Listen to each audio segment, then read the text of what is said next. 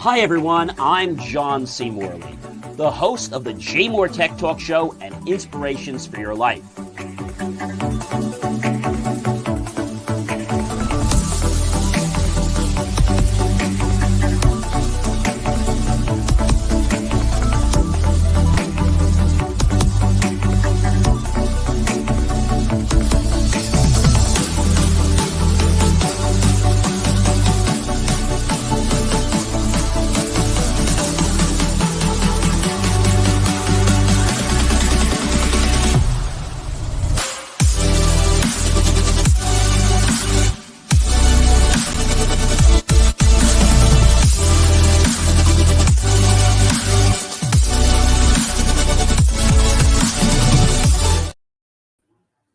Well, hey guys, how are you tonight? It is John C. Morley here, serial entrepreneur, and it is great to be with you again on another fantastic, fabulous Friday. Today, February 23rd, 2024. And yes, this is the JMOR Tech Talk Show. I am your host, John C. Morley, serial entrepreneur. How do you guys dig my hat? If you guys do want them, we do have them. You guys know what that means. It means you can scan the QR code, or you can just go to, like my hat's saying, believe, then it says me, then it says achieve, ACHIEVE, and then .com. So just go there, like, love, and support my content. Also, be sure to go to TikTok and help us get followers there, because we want to reach over 1,000 followers so we can stream live to that platform as well. We have an amazing show for you guys. I think you're really going to appreciate it. Lots of great things. But let's get to our topic. Here we are, everyone. Exploring the latest in digital dynamics. We're on series 3, which means we're in the 3rd year. Yeah, I know. Wow. And we're on show number 8 in the 3rd year, because we're a weekly show. For those of you that do want daily content, you can go to believemeachieve.com and check out my daily show, which is Inspirations for Your Life. I also have a brand new show called Behind the Mic with John C. Morley, serial entrepreneur, which airs every single Saturday at 9 p.m. Eastern on iHealth Radio. So definitely check that out. All right, let's get right into this, shall we? All right, here we go. So first thing, ladies and gentlemen, is OpenAI. Meta and other tech giants unite to combat the AI election interference. So what does all this really mean? Well, I think the biggest thing is that they all realize it's a problem.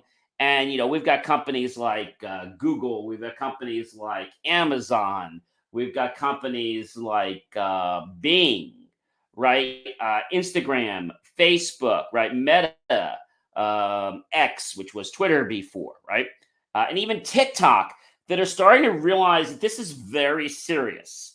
And so if we don't start now to make sure that the election is not going to be derailed, and it's really sad when people use technology in a bad manner to get results that are not deserved. So I think it's really great that they're all actually putting their differences aside and realizing that they need to come together and sign this bill to prevent AI interference of the election that's coming up this year. So, the rapid growth of AI creates text, images, and video in seconds. But what people don't realize is it causes a lot of fakes. And in fact, there was a gentleman, I was just reading about this today, that actually was a magician, and he actually got hired to create the deep fake of President Joe Biden. So I think that's interesting, but a quote I want to share with you from the Global Affairs at Meta says, "I think the utility of this accord is the breadth of the companies signing up to it." This was according to Nick Clegg. And he says, quote, "It's all good and well if individual platforms develop new policies and detection providences, labeling, watermarking, and so on, but unless there's a wider commitment to do so in a shared interoperable way, we're going to be stuck in a hodgepodge of different commitments." Clegg said this as well. So I think we have to definitely have this consortium, just like, we have, the W3. I'm sure you guys remember W3. Do you guys remember W3? So W3, the big, web consortium.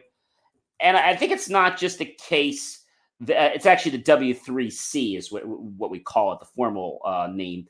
And it's the World Wide Web Consortium, and it develops standards and guidelines to help everyone build a web based on principles of accessibility, internationalization, privacy, and security. And I think it's good we have this, but we don't have anything like this in the AI world, but I think it's coming. So I wanted to let you guys know about that and what's going on. Now, this is a sad one, but I'm happy to see that this finally got some attention. Italy, yes, mandates TikTok to remove the French scar challenge videos. What the heck is this nonsense all about? Well, there was this challenge put up to create more challenge videos. And basically, AGCOM, not too long ago said it had forced social media app TikTok to remove some videos showing young people performing a dangerous practice known as French scar. The challenge involves pinching your cheeks to leave a lasting bruise on your cheekbone. And it became popular among young Italian users of the app last year, prompting a very deep, thorough investigation by Italy's antitrust authority. I mean, I think it's terrible how a lot of these fads, there were fads on TikTok that many people wound up taking their lives over. I mean, you think it's all fun and games, but you have to realize something. The people creating these challenges, okay, they don't care about you. They don't care about me. They care about getting more followers. And I think if we're doing this in an unethical manner, or we're asking people to do something that is not moral, or to do something that could potentially harm ourselves or harm others, I think it shouldn't be allowed. But hey, TikTok's really not taking responsibility on this. Italy had to step in to get them to do this. So I'm not really in love with the way TikTok's handling that. But hey, at least they're taking them down. And kudos to Italy, because I think more people need to get involved with forcing TikTok to take down challenges that are going to cause people to have harm, either physically, mentally, emotionally, to themselves or to others. You know what happens? A lot of these challenges go on TikTok, and kids think they're fun or they're funny, and then they do them, and then they're hurt or they're rushed to the emergency room or all kinds of crazy things, or worse, they die, right? I mean, look what happened on Facebook not too long ago with Mr. Mark Zuckerberg not taking responsibility. I'm not going to go back on that right now, but that's a pet peeve of mine. So I think we have to realize that social media is a good tool, but when it's used in an appropriate manner, it's not a good or a bad tool. It's how we choose to apply it that makes it so. All right, guys, jumping on to our next topic tonight is the TSA introducing a new self-checkout for the TSA screenings. So what's this actually going to be about? Well, if you've ever traveled through the airport, and no, I'm not talking that you basically go through, the airport like you're going to check out at a grocery store, but it is on the same line. Of course, they have self-checkout at many of the stores there. We've seen that for years. This is going to allow travelers, and they're going to start this with the pre-check passengers only for TSA pre-check, but it will be rolled out into more areas, such as the regular passenger check, not just the TSA pre-check. So they have launched this basically this past January 2024 at the Harry Reid International Airport. And so it's in a beta test right now where they have like an avatar. It walks you through, where to put your stuff, how to put it there. If you're going through the scanners and you find something in your pocket, where you can actually self-resolve by coming out and ask you with something in your pocket, so you can take it out, put it out, go back in, and you can self-resolve without getting the assistance or need to have help from a TSO, a transportation safety officer. Yeah, the TSO name is becoming very, very popular. But the question is the TSA self-check going to make travel easier or not? I think what we're going to find with all of this is it's going to be a mess, because a lot of people, regardless of their age, I think they're not going to understand how to use technology, even though it's going to be so blatantly obvious of how to do it, like click here, click there. How many times do you go to like a Home Depot and you're waiting 20 minutes because the person didn't click on pay, right? I mean, maybe the vendors have to be a little more specific to tell you to hit that button or flash. maybe.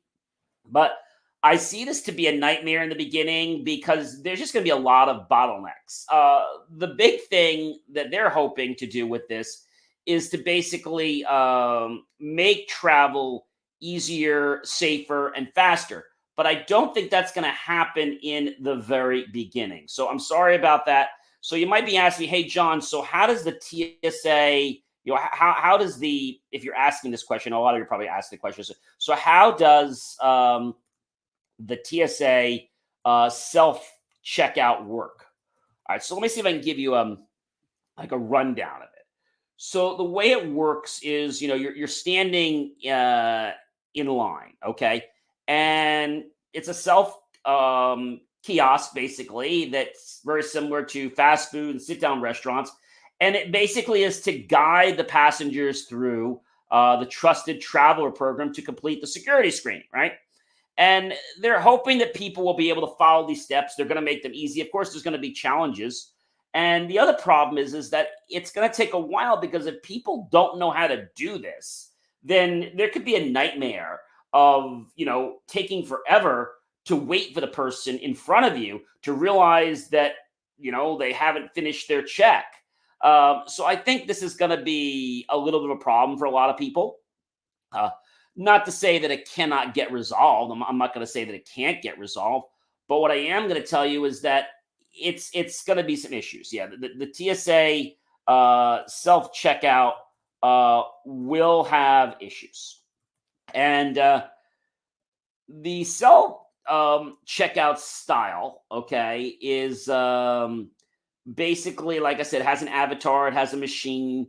And, it's going to kind of walk you through what to do, where to go, where to put your bags, and basically not needing the assistance of a TSO unless intervention is required or the system cannot resolve things. So I don't know. I think we're going to have to see what happens.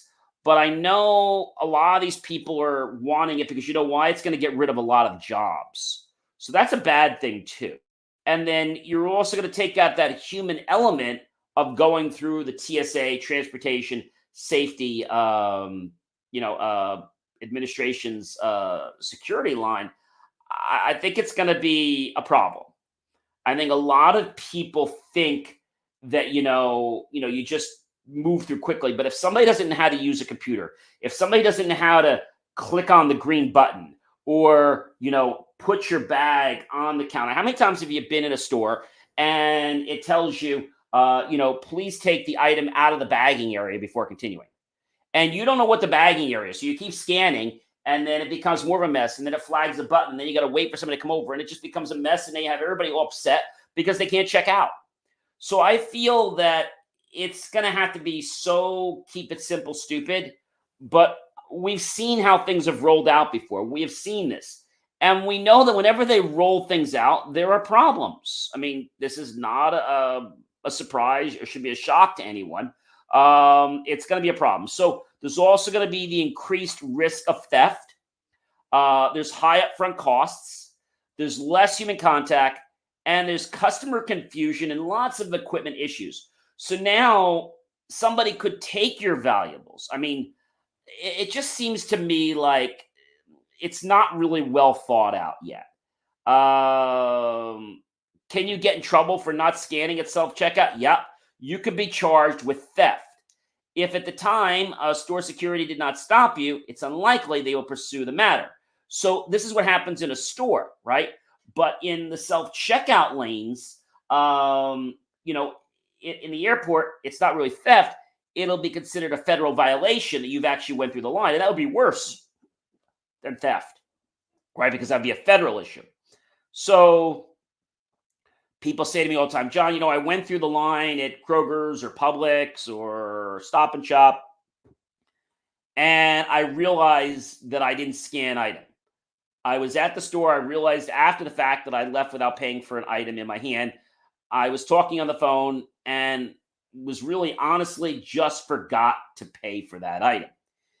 In asking a few people, they have left and know that they could have known but didn't apprehend me. But instead, they could have the police visit me later because they have recorded my information on camera. So I think the biggest issue is there is no room for error. You've seen the things before. Unknown item in the boarding area. Okay, and this is what we're going to see: unknown item in the boarding area, like unknown item in the bagging area. Right? Remember, we're seeing that in some of the latest, let's say, stories. The trends of technological work is seeming to make a difference, but I think it's going to be more of a problem before it gets better. So maybe the next time you fly, you're required to screen yourself at a security checkpoint. The TSA is testing out this new system. And again, I remember even going to the airport just the other day, and they're using self e-gates. Now, of course, this sounds very simple, right? You have your pass on your phone, or you have your paper boarding pass. First of all, if you have the pass, you have to scan the paper. If you have it on the phone, you have to make sure your phone's at a higher brightness, or it won't read. And then once you get it scanned, then you go through, and then you have to wait a second for the gates to close and then reopen again. What I noticed is that it doesn't actually go any slower than a person could walk through. It's about the same rate that it would take somebody to walk through, because I was timing this a few times. So we can't argue that it makes the process slower as long as people are actually doing what they're supposed to, which is constantly scanning and moving through.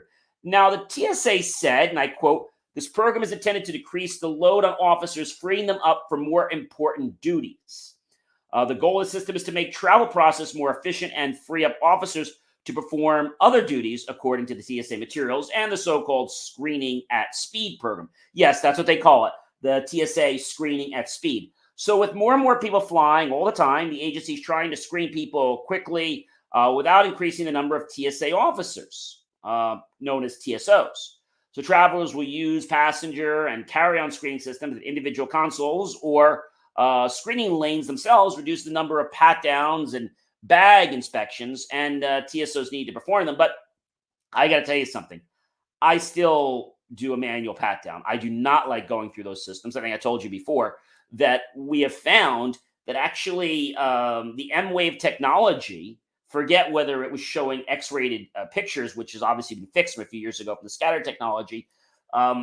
When you scan, it's been shown, they had this test done, a study in Mexico not too long ago, that over 95% of the people had their double-stranded DNA, double-stranded DNA, actually unzipped. So really what that meant is it was killing their double-stranded DNA. And you might say, well, John, what's the big deal of that? Well, first of all, it will affect reproduction, so that will obviously be the same in the reproduced person. But also, if you had a skill, let's say that you were a crackerjack pitcher, and that was a trait in you, but that double-stranded DNA for that gene got unzipped, well, you won't even be able to pick up a ball if you're lucky. So I feel that I get where they're going, and I know why they want to do this, but I think that there's got to be a lot more information available, and I think that it's too new right now.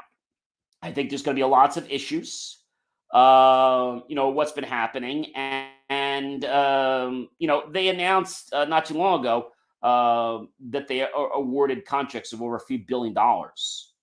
And so obviously there's financial costs, right? That's coming into play here. And of course, there's going to be a massive learning curve with this.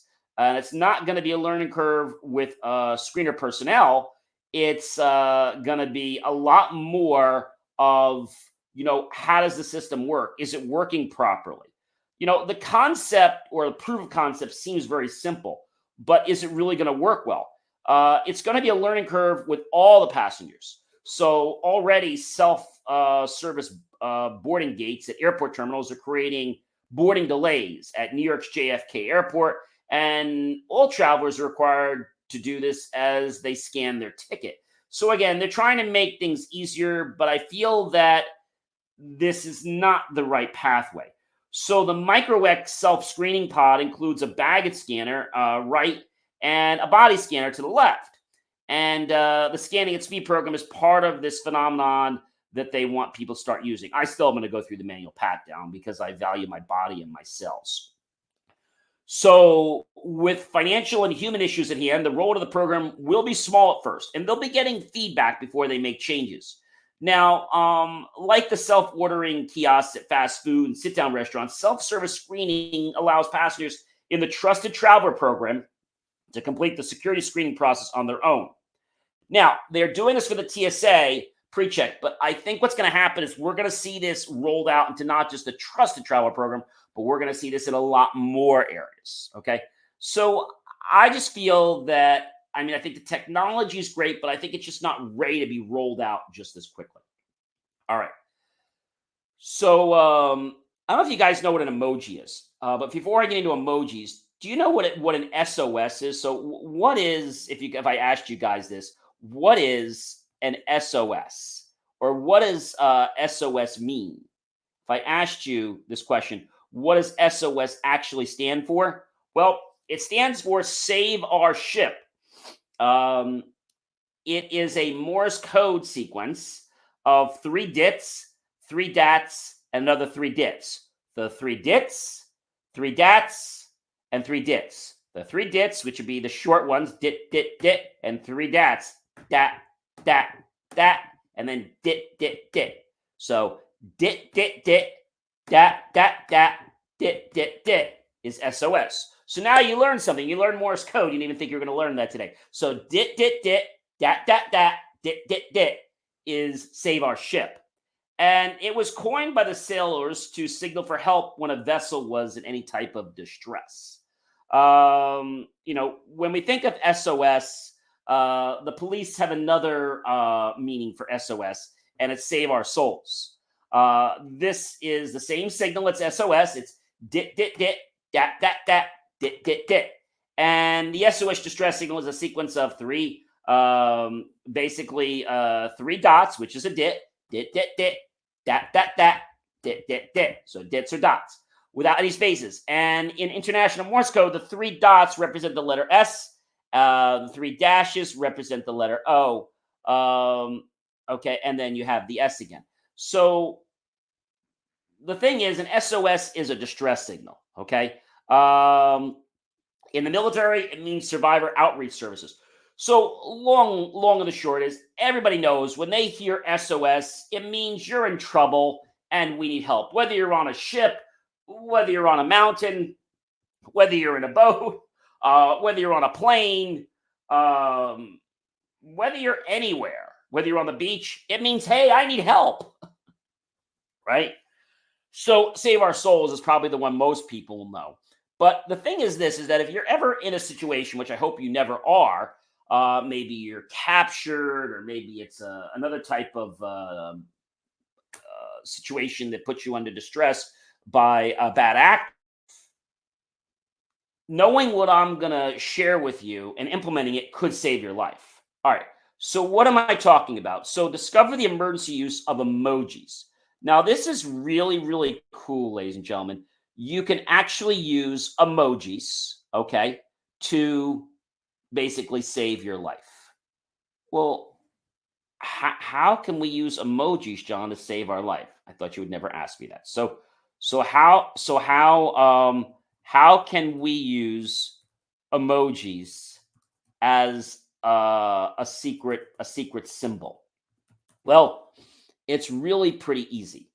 So if you're trapped somewhere and you have your phone, but you obviously can't call, you obviously can't text, because they're probably going to be, over your head watching what you're doing. You can create a variety of different things that you could send out. Now, the thing is, it could be something quirky, but something you normally don't text. Maybe it would be a dog if you don't text dogs. Maybe it would be an octopus. Maybe it would be an alligator.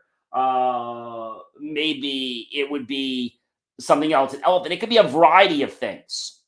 Okay. Maybe it could be an unsmile. Maybe it could be something else. But I recommend it not being like a symbol like a face. I recommend it being something more like an animal. And the reason I say that is, if you just text like a secret animal or something, or a secret thing, it can really keep you and your family safe. All right. And it's not hard to do. Octopus, giraffe, there are some other good ones. Unicorn, mushroom, volcano. And so when you send this signal through a text to a loved one and they see it, they're not going to respond back to you except to respond back with the same icon. And then the person there wouldn't think anything. They wouldn't really catch why you're texting. They wouldn't really get the signal. Some wise people might, but most crooks won't. So this is a great way when you don't have time to say, hey, I need help, right? And maybe some bad actors know what dit is SOS, right? So we don't want to tip them off. But why not make a choice actually tonight and go to your iPhone or your mobile device and pick an emoji, one that's easy for you to get and one that your family will know that you're only going to use this in times of distress.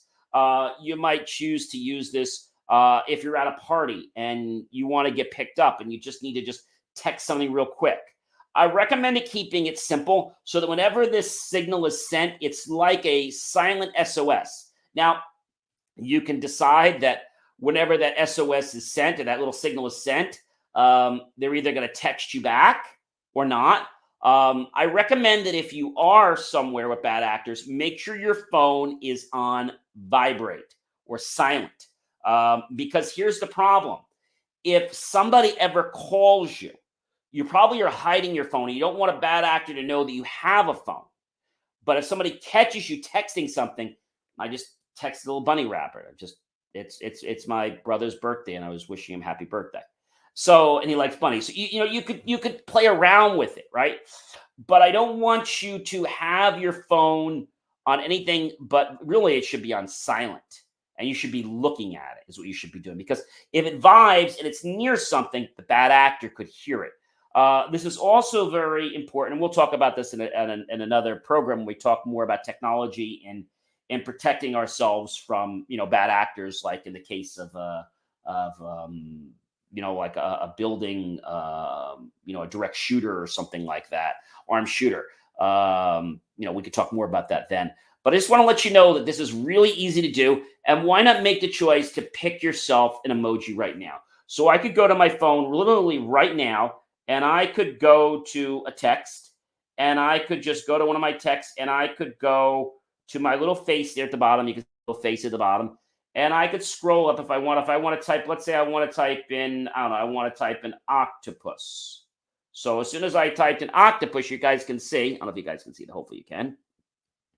Maybe not, because I have this protective screen. You might be able to see it now. Let's see. Yeah, there we are. You can see the octopus. So that's red, and it's very easy to find.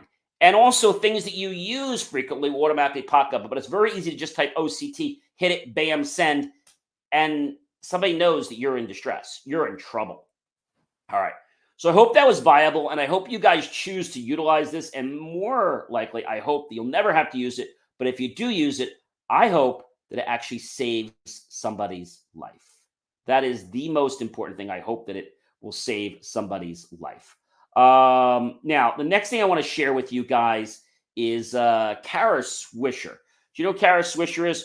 So Kara Swisher, she's sick of tech people. So she wrote a book about them. Silicon Valley's top dishes on her memoir burn book, Immature Billionaires, and whether she's actually mean or not. So yes, Kara Swisher is sick of them, but is it really because of what they did to her? Like, why is she sick of them?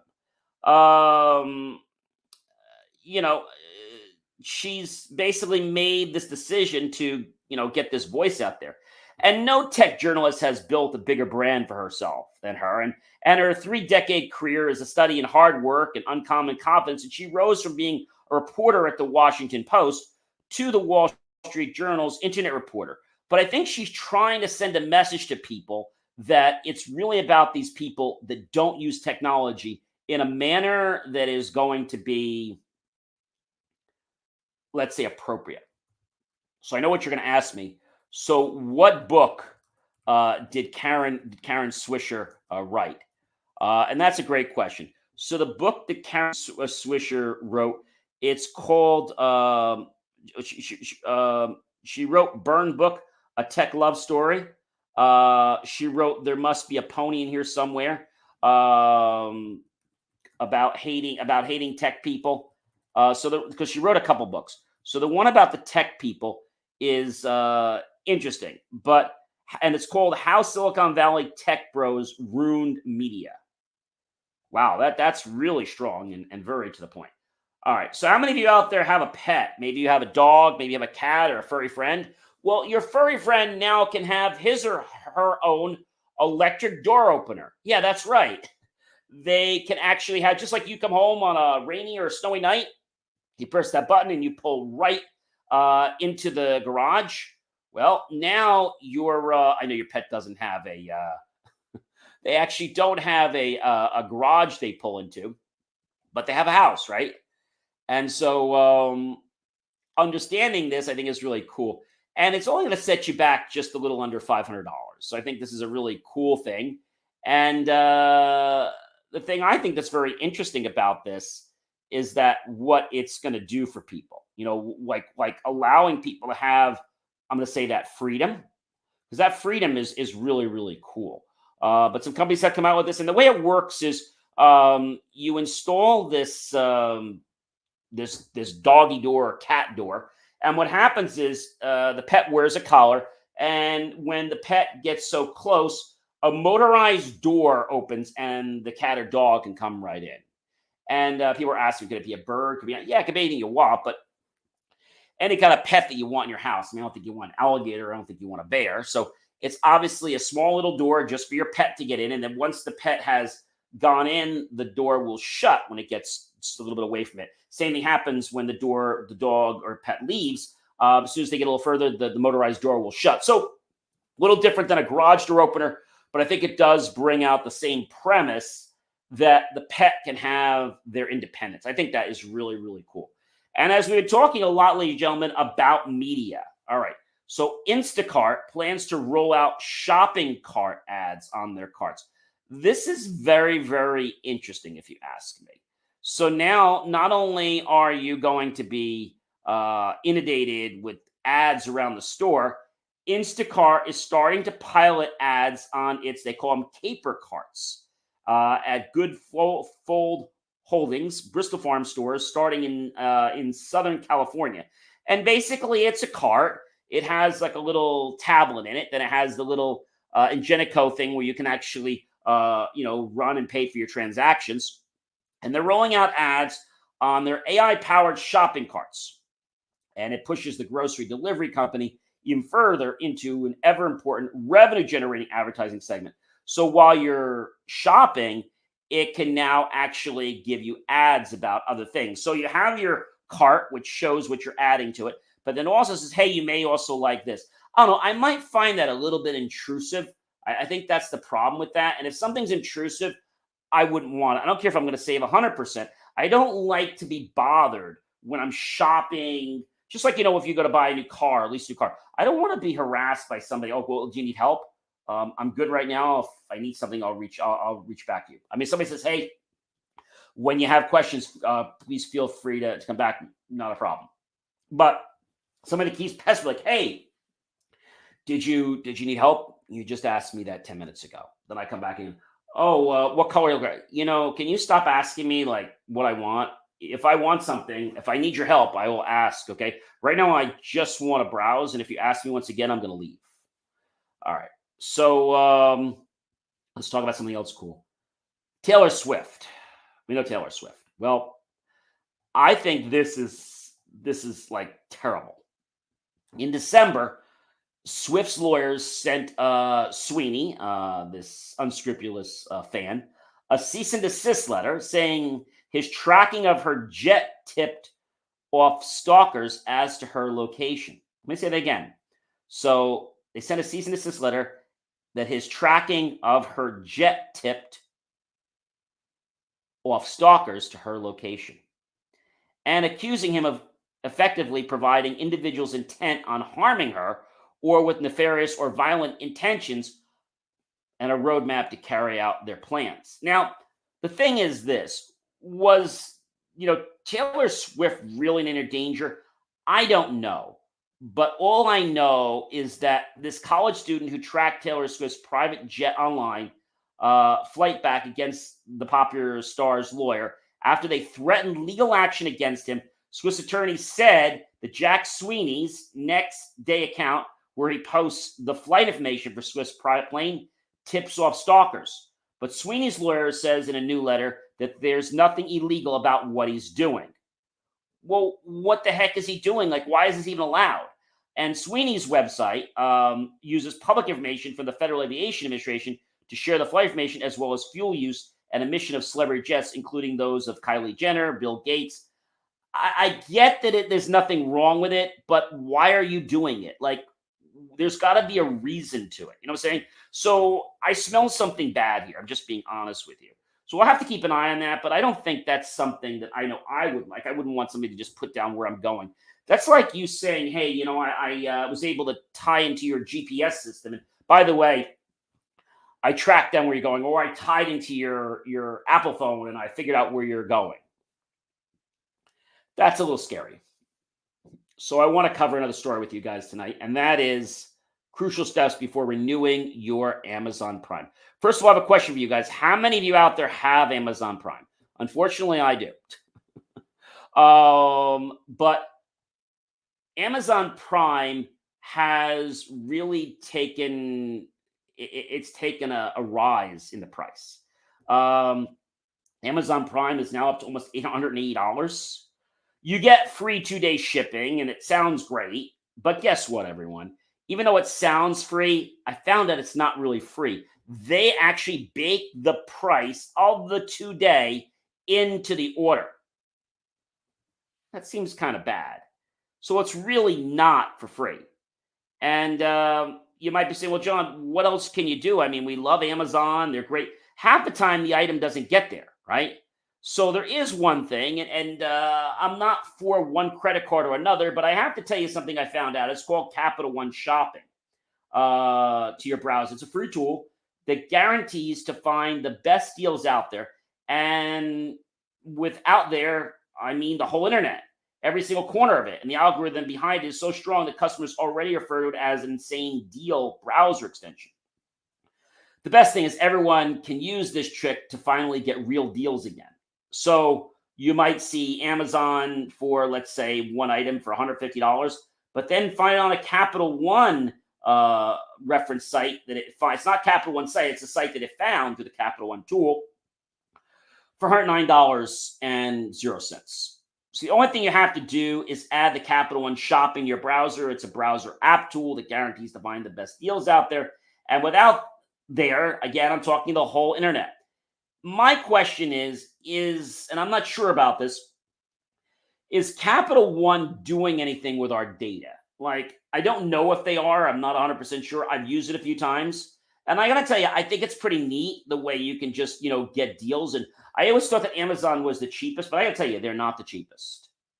I mean, they seem to have the most convenience, yes. You don't get the same driver all the time. That's number one. And try to get a live human being on the phone. It just doesn't happen. Amazon actually doesn't want you to speak to a live human being. They'd rather you text. They'd rather you email. They do not want to waste their resources and money to pay someone to talk to you on the phone, which is why they want to do auto returns, like pretty much automatically. When you have a customer service issue, where do you go? You go off to China or some other country, right? And when you ask these people to transfer your call to someone in the U.S., they get nasty. And sometimes they even hang up on you.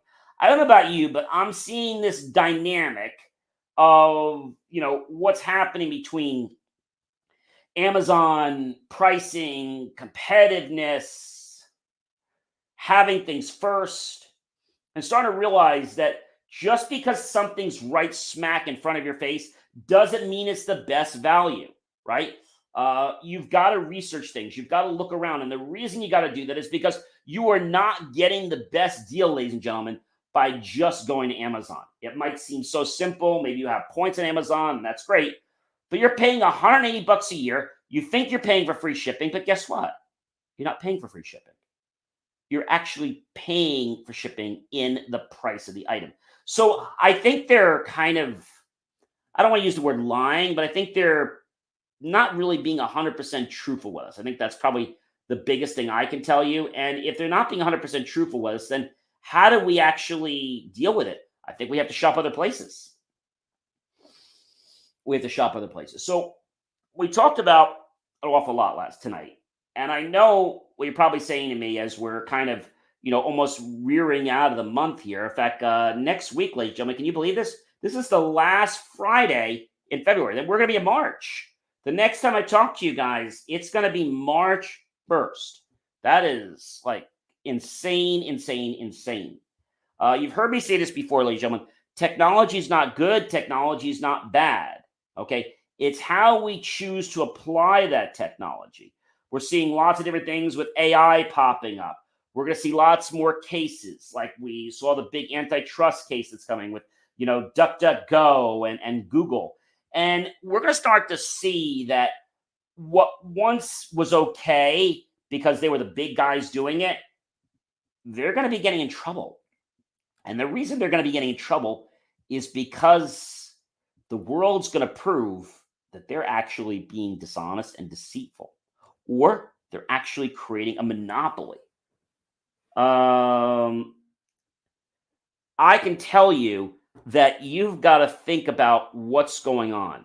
And you've got to know that when you choose a technology, if you go to buy something and you say, hey, gee, it's cheaper if I do this, are you giving up your privacy to get a cheaper price?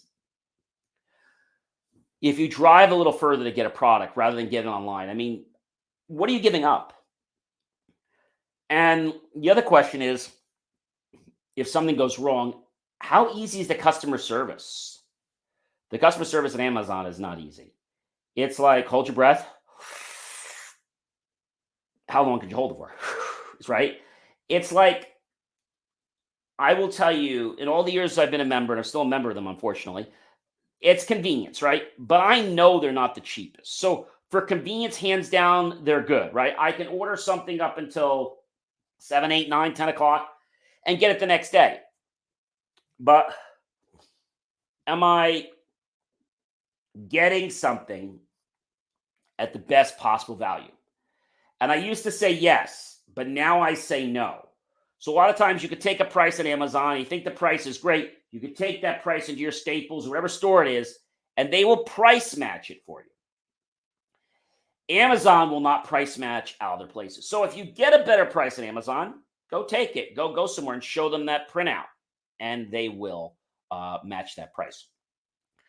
I remember the days when I believe it was Home Depot and Lowe's would price match Amazon or the place online. Now, they will only price match themselves. Lowe's and Home Depot only price match each other. They will not price match a Walmart, an Ace Hardware, or another brick and mortar. They will only price match basically their competitors that are in the same industry. So like a Lowe's, a Home Depot, Lowe's. And I think this is telling me that they're trying to tell you that we're not going to give you a discount. So I think we as people need to realize that it's our job to always find the best value. I'm not telling you to drive all around the world, but I am telling you to get your best value. And I got to tell you how shocked I was recently to learn that Amazon is not always your best deal. All right, guys. I'm John C. Morley, serial entrepreneur. It has been an amazing, of course, you know this, privilege, pleasure, and honor to be with you this fantastic evening. I hope that you will like, love, support my channel. Definitely comment below. Tag your friends, colleagues, and associates. Share this out with everyone you know on social media. Hey, give me a like on my channels. Give me a follow on TikTok. We really want to reach over 1,000 so we can start to stream there. I hope you guys have an amazing rest of your evening and a fantastic week. And if I don't see you in one of my other shows real soon, well, I'm going to see you again on another JMOR Tech Talk Show. Yeah, next Friday, March 1st. Have yourself a fantastic week, and I'll catch you real soon, everyone. Be well.